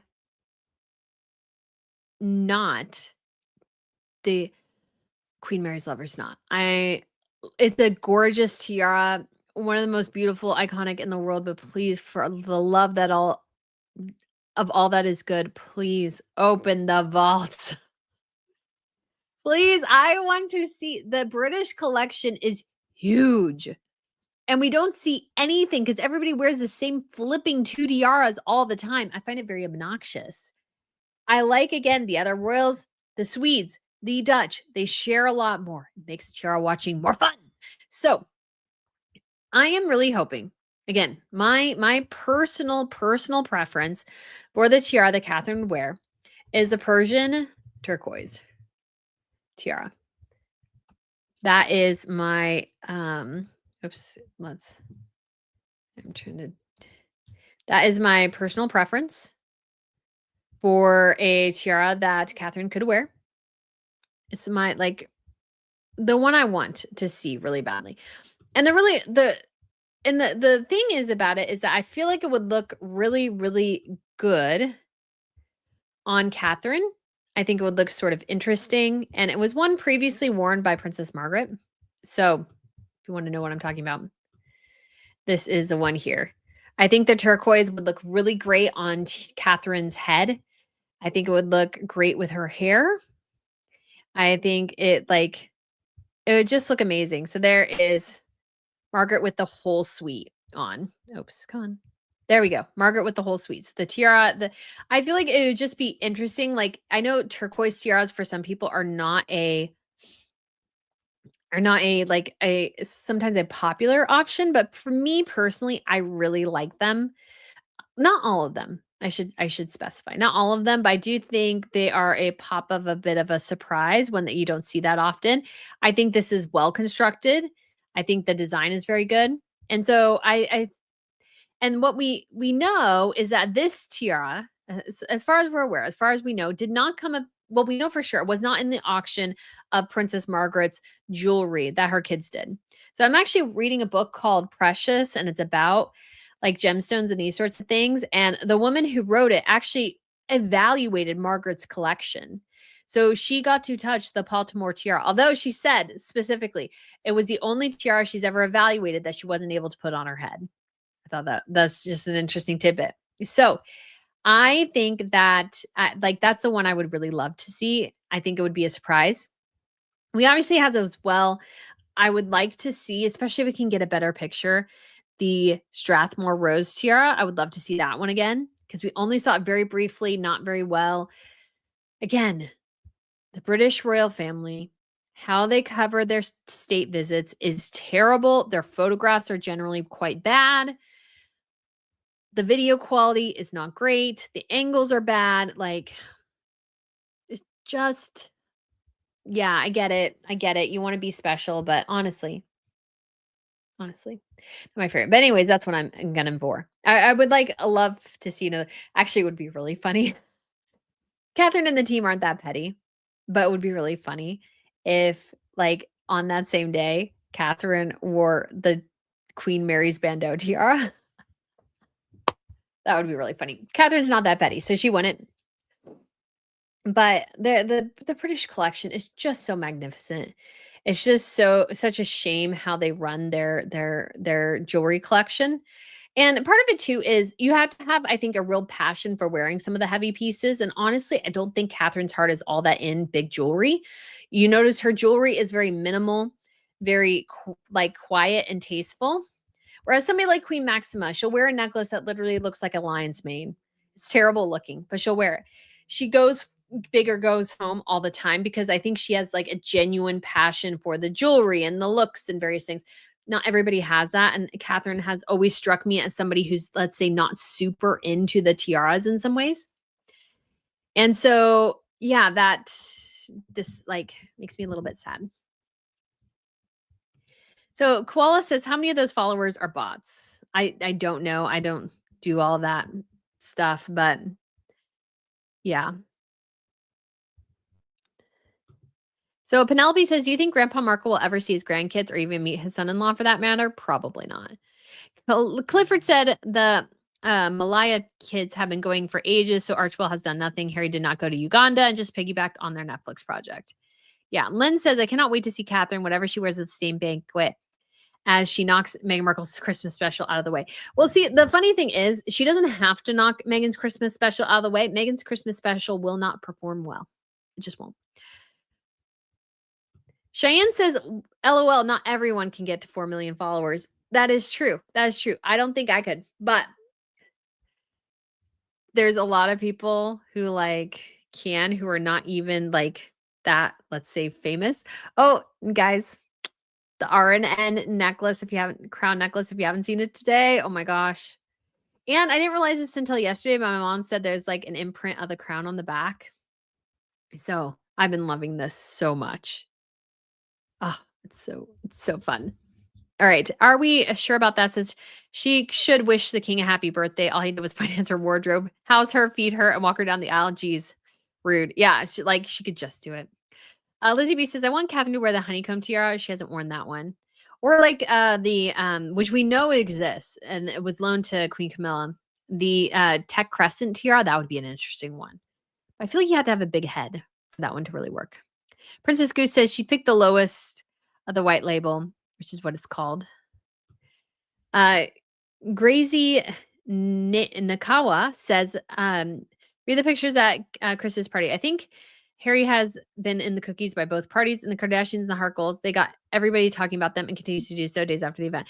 Again, this is not good discussion. There are better ways to get attention than this. There are better ways. There are more interesting ways. Like, they would want this to be about like the party, the invites, the like all these sorts of things.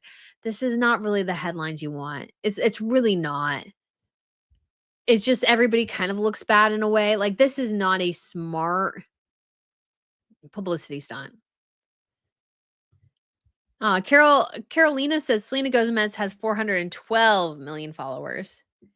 Is that right? Selena Gomez. My goodness. I can't imagine. Does she have the most on Instagram, or is it Christian Ramondo? I was trying to look it up and my phone's being funky. But yeah, it's crazy how many. Like, I'm surprised, honestly, Kris Jenner only has 51 million because all of her girls are like insane. Yeah, Selena Gomez, 417 million. Oh. Oh my gosh. Cristiano Romano has 667 million followers. How is that possible? Like, that's insane. Look at this. This is insane. 667, guys. 667. That is insane. That is unbelievable to me. Whew.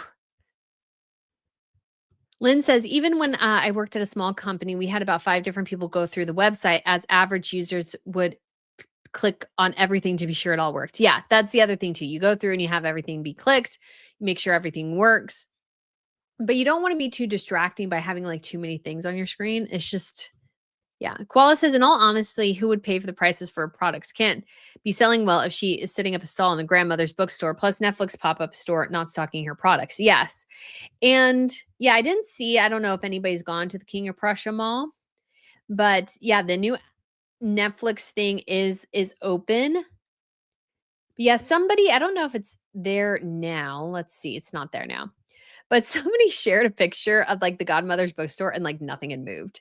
And that's part of the problem is like Megan's like, what did they say? There's this saying about like playing in your own pond or something. Megan's just playing in her own pond. Like she's not, again, taking a risk as a business person and going to a place that's not like 100%. Like she's going to her friends' places and stuff and wondering why nothing's selling. Because honey, you already forced them to buy it. They already did the wrapping paper thing. Wine Princess said, hello, Brittany in chat.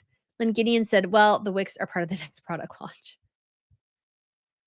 Marjorie says, is she trying to copy Highgrove? I don't think so. I just think she doesn't know what she wants. Ellen became a YouTube member. Why, thank you so much, Ellen. That is so exciting. I really hope you enjoy it. VIBC Smiley Face says, do you think we might visit Australia stuff is to not overshadow not only Prince William but Princess Anne's visit as well? The algorithm is picking up those two now. I don't think so. Like it's just something you say in a letter, I guess. But like at the end of the day, Princess Anne did not get a lot of attention in Australia. Sometimes they even can't get press really to follow her there. And then Prince William on his own gets gets a decent amount of press on his own, but he gets a lot more when his wife is there. So like neither one like I don't think it's difficult to overshadow them, to be quite honest. Lizzie B says, that's the Duchess of Gloucester's tiara on loan. Ooh. Oh, yes. At the Cartier Indian tiara is at the Cartier display. Lynn says, even when oh yeah, okay. So we got back to where I was trying to make sure I didn't miss too many of anybody. Friday 2 says, KK doesn't give an F if she gets bad reviews for her show. Meghan Markle does. Very true. Very true. Very true. Although I don't think they're probably pleased with how bad it was, but their latest Kim is part of, what is it called? I can't remember now. I feel like it's one of those weeks where I'm like my brain is slowly shutting down. Kathy said, if the photos were posted, why bother to take them down? Exactly. The damage has already been done. Like, what else are you going to do? It's just kind of a little silly at that point. Alice says, asking because I do not know, does Queen Camilla loan tiaras or does King Charles? This may not be written, but it not really matter when you think about it. So my kind of guess is that while obviously Charles is the one who technically owns all of them, I imagine for the most part, he leaves a lot of it to the ladies to discuss and decide. He's not the one wearing them.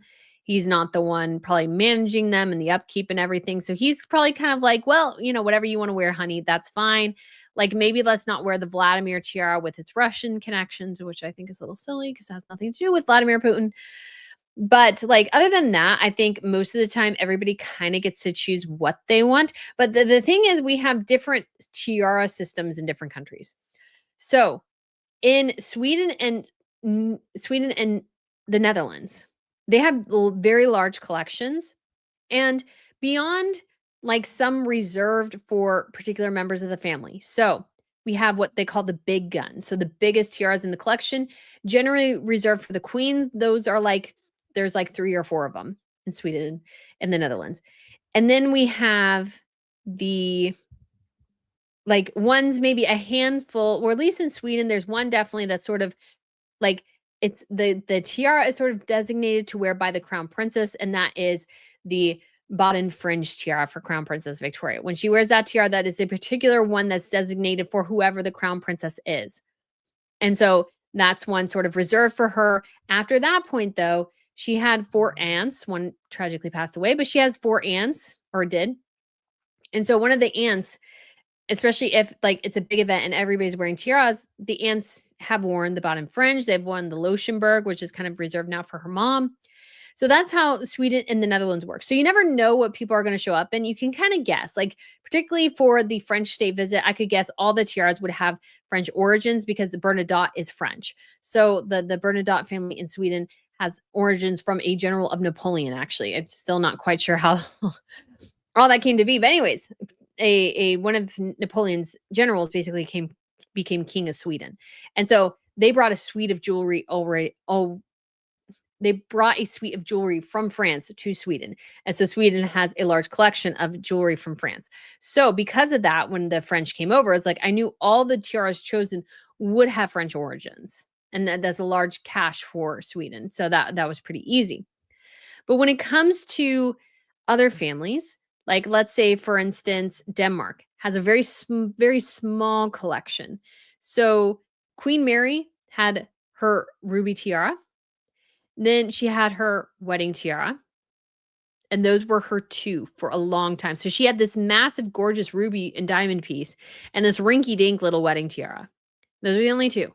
Then she got a third because she could wear a piece that technically she hadn't purchased, but like she kind of helped design. It's actually kind of a cool piece.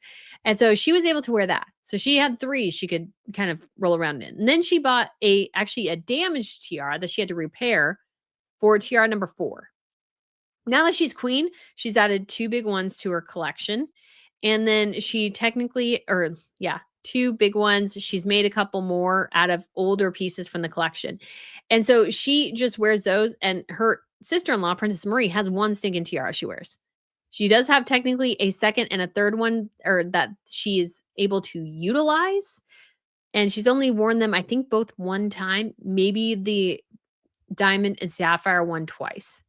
And so because of that, you're given one and that's the one you use. That's the system the British have sort of used that started, I think, with Queen Mary. Queen Elizabeth continued it. It's like you're given one and that's the one. But when you have coffers as big as the British do, you should be able, I think, to, yes, designate certain ones just for the Queen. But other ladies should be able to borrow based on precedence. So Queen Camilla chooses first, Catherine chooses next, Sophie chooses third, Anne chooses fourth. The Duchess of Gloucester doesn't get to choose. So that would be sort of the system I would prefer personally. And then when it comes though to what was it else was I thinking? But there's also another kind of order of precedence here. So when it comes to who gets to choose what tiara first, not only do you go by succession, but I would imagine as well you go by blood. So when it came to Meghan Markle, she allegedly chose an emerald tiara, which I think was probably the one Princess Eugenie wore. And if that is the case, if there was some bust up over which tiara Meghan could wear, and we've all heard that there was, what happened was Meghan perhaps chose the emerald. Then Eugenie got to choose or got to see the same suite. And Eugenie was like, I like the emerald one. And Granny's like, you're my actual blood granddaughter. You get this one. Meghan gets second choice now. And that's how it's kind of sort of works. And it works that way because, yes, precedence does matter, but so does blood. So when it comes to Sweden, for example, I think kind of how the order works is Queen Sylvia, Crown Princess Victoria, Princess Madeline, and then Princess Sophia. Princess Sophia technically married Madeline's older brother. So she should actually be in the middle. If we're going by precedence, generally, it should be Sylvia, Victoria, Sophia, Madeline. But since Madeline's the daughter of the king, I think it goes Sylvia, Victoria, Madeline, Sophia, and then all the aunts after that. But I don't know. Sophia just chooses her wedding tiara and I'm bored with that. So I don't know. Princess Goose says the Kardashians deserve their success because they work hard for it. Meghan wants to show up and make millions. Exactly. Commentator says, so any word if you're actually getting another South Park spoof? The possibilities are endless now. So, I mean, I would guess probably not, to be quite honest. And the reason I would is that I doubt the South Park guys care that much. So Elizabeth says, I hope she wears something different so she's on the front pages, not Meghan. Yeah, and I don't think Meghan would have been on the front pages either way unless she really stepped in it in the last thing. Mary says, is there a tiara with their German ancestry? If it was the It's the British. One's designed by Albert, yes. But after that, not as much, really. So, Oriental circlet. But not ones that, as far as I'm aware, if I remember correctly, actually came from Germany. Most of the tiaras within the collection now were brought in by Queen Mary. So the only one I know, we definitely know has foreign oranges. Well, there's two really. The first is Vladimir, which came from Russia. The second is the Belgian sapphire, which Queen Elizabeth II purchased. I think it actually can be taken off its frame and used as a necklace too. Princess Goose said Margaret was beautiful when young. The sun and smoking aged her terribly. Yeah, she is gorgeous. Kitty said, I think she has to be careful about appearing ostentatious with wealth. That's why the same tiara always. It's really not. I think that's like it's the tiaras are there anyways. Like I think it's that's kind of a it's not really ostentatious to it would be ostentatious to buy one. It's not ostentatious to wear one they already own. Penelope says, is there not one with a good German history to it? We'll have to check it out. Lizzie B says, I want to Princess Catherine to either wear the honeycomb or the crescent. Frida Lust says, I would like to see the tech crescent tiara. Oh, we might have to wrap it up soon. I can't talk much anymore. Bobby says, I hope Catherine wears Queen Mary's fringe. Belongs to her side of the family. That would be cool.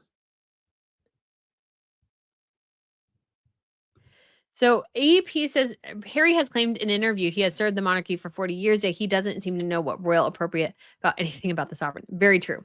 Princess Goose says, do you expect things will get better under William or will he continue the status quo? I hope when it comes to tiaras, it gets better. But when it comes to other things, I think we'll see a lot of change. I don't know. Some of it will be good. I'm just not sure about everything. Because again, I don't think William is a fan of the pomp and ceremony at all. I don't think it's his thing. Lizzie B says, that's why I love Queen Maxima. She goes all out. Maxima is always, guys, go big or go home. That is Maxima. Sometimes she knocks it out of the park. Other times she looks a little bit silly. Carol says, I would love to see Catherine wear Queen Victoria's emerald tiara or the sapphire circlet. Yeah, those ones are both out of contention, sadly. The emerald tiara belonged to the Fife family. So it resides in Kensington Palace. Has not been worn by anyone since, although I would think it would be really cool if they did allow those to be lent out and used by members of the family. But they were actually given to the museum in lieu of inheritance taxes on them, which makes me a little bit sad because they're really pretty. And then the Queen Victoria sapphire circlet is also in the Victoria and Albert Museum, and I don't anticipate them taking that one out. It's on permanent display there, so you can always see it. It would be cool, though. P Pacific says, wait a second. The Prince and Princess of Wales are probably heading to Australia in 2026. Prime Minister Anthony Albanese's family formally invited them during his visit with the King in Balmoral in September. Yes, I think Catherine and William are going to Australia next year. I really hope so. That would be awesome. Carol says, Duchess of Gloucester's tiaras are amazing, especially inherited by Queen Mary. Queen Mary was a bomb, man. She did so well. Ooh, Elizabeth says the Kardashians' total across all socials is 2 billion followers, apparently. I am not surprised. Coastal Angel says Meghan and Harry went to network and passed out business cards. They didn't care about the Kardashians. Yeah, Harry looks like in a picture, he's literally looking like he's getting into the breast pocket of his jacket to take out a business card. Friday said, it's kind of weird how those pictures are still being talked about. Yeah, very true. Len the Shan says, I'm so tired of the Brits not experimenting enough with the tiaras and necklaces. They have so many spectacular pieces in the vault. Apart from the tiaras, it's a travesty we can't see them. I agree. It's sad. Bobby says, who does Meghan think will pay $64 for a candle? Where does she get those numbers from? It's actually really when it comes to the products, I think they're overpriced. And especially I thought about this later too with the necklace. When we initially conceived the necklace and we're working on it, the shutdown hadn't happened. And so we launched it right after, but I was like, oh, the shutdown does affect things too. The economy is very, very different. And so I think it's just going to be a real challenge for Meghan to kind of figure all this out. So Stephen says only 900. I think this should be 897,980 980 subscribers short of 1 million. Yeah, maybe we'll get there. We shall see. Lizzie B says, I personally think she's trying to copy Flamenco Estate, who are about to release a Bhutan subscription box soon. It looks amazing. That would be interesting. Alice says, thanks, Brittany. I'm trying to up my tiara game. That is awesome. Stacey says, what are the stats of jewels stolen from Paris? So we haven't had really any update in terms of just that they have some people who are connected with it. It sounded like it was more like a group of thugs, which makes me really worried because they would be more likely, I feel like, to like if you have a professional group of thieves, I think they would be smarter in not breaking down the pieces really quickly because they're like they need to be able to fence them and they have something figured out. But when it comes to this other group, we don't know. They have not been recovered yet, so we don't know when we will see them again.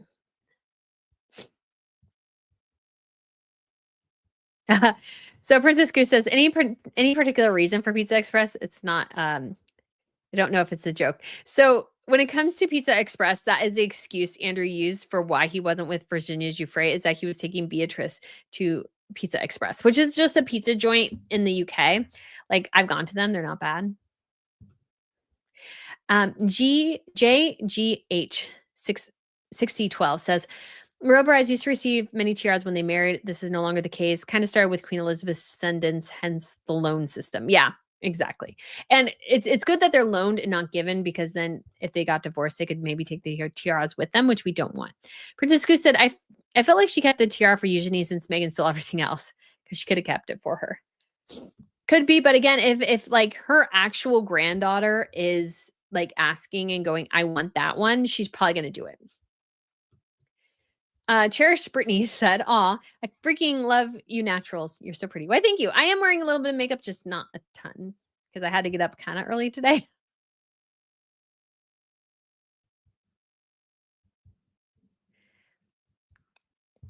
Koala says, I hope Prince William and Princess Catherine come to Australia too. We need some feel-good stories, and they will be well received. And I think it would be nice if the kids go, because Louis has not been on a single foreign royal event, and I'm like, yes, that would be awesome. Coastal Angel says, Brittany, do you think they don't change because of the controversy surrounding them? Maybe. I just think the Brits, at least the thing I see a lot with the Brits, and this is just maybe my perception, but I feel like the Brits are sort of stuck in like a pattern. And because Queen Elizabeth reigned for so long, I feel like especially Charles kind of yes, he wants to make his mark, but he kind of wants to continue where things are at. And so he's kind of going with kind of what was there before. And nobody's talking about radical change, but I think the unfortunate side effect of having a monarch who reigns for a really, really, really long time is that there's not, I think, a natural organic growth and change, because everybody so wants to keep to the traditions that the initial monarch gave. And so Queen Elizabeth did things this way, we do things this way. And I feel like that's so much of the mentality. And while I appreciate it, I respect it. At the same time, like you have to be able to adjust to. And this is why, and again, I need to do like a whole deep dive on this. I really like the idea of voluntary abdications, because every time I see it in a monarchy, I feel like it revitalizes it. Because when you think about it, in times past, people died in their, 20s, 30s, 40s, 50s, like, very readily. Now, Queen Elizabeth lived well into her 90s. And while that's amazing, she had such a long life, and I understand why she didn't abdicate. At the same time, I feel like she kept her family behind the curveball in a lot of ways, if that makes sense. So we have Koala said, thank you for the great live, Brittany. Always enjoyable. Why, thank you so much for tuning in as well. And we will go ahead, guys, and wrap it up since it's 5:02. Thank you so much for hanging out with me. I left the door open in case Miss Pippa decided to pop up, but she's sleeping downstairs. Well, guys, I hope you have a wonderful evening with your family and your friends, and we shall speak to you again very